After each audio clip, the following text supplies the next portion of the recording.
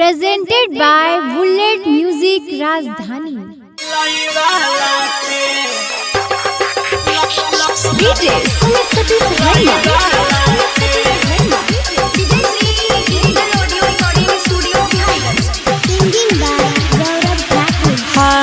setting कैला से कुछ नहीं होता, पैसा देखला से संग नहीं जाता, कितना तो जो दिमाग लगैबे छौड़ी ने तोरा फेरा में ये तो हे रे भाई वो डायलॉग सुनने छी दाने दाने में लिखा है खाने वाले का नाम तो वही ना हाँ हाँ हाँ माल माल पॉली खला छैना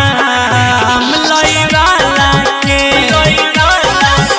हे मल मल पॉली खला छैना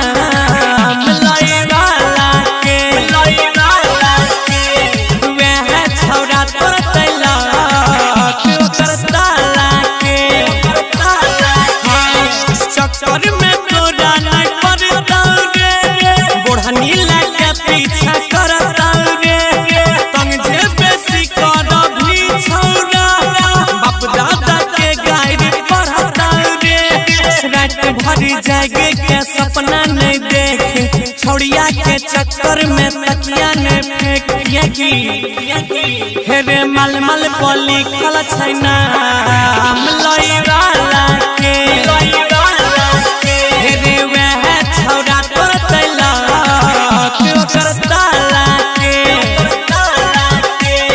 मल मल मल मल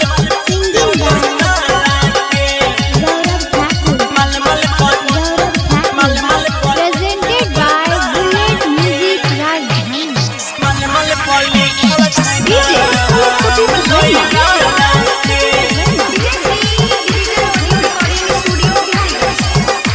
भाग में लिखल छे जे रे ओकरा कोई नहीं काटे छे पतरा देखी के छौरिया छौरा के साथ कहै छे भाग में लिखल छे जे रे कोई नहीं ओकरा काटे छे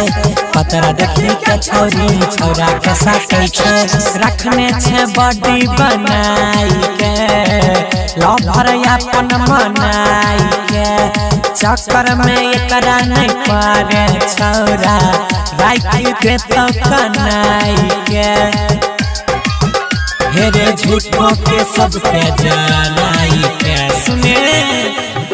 हे रे मल मल पॉली खला छैना लइवाला के हे रे वह छौरा तोर तैला तू करताला के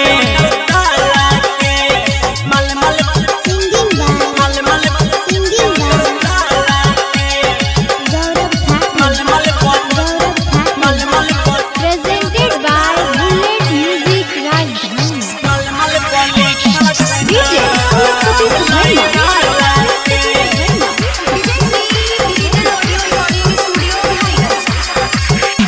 रे सब लय अलग अलग बनल छै रे भाई लीला कहियो नहीं होतो तोरा संग हाथ ओकर पीला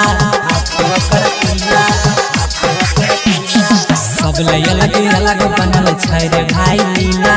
कहियो नहीं होतो तोरा संग हाथ अजय पीला गौरव से छै रे करार रे अमर राकेश से छै करार रे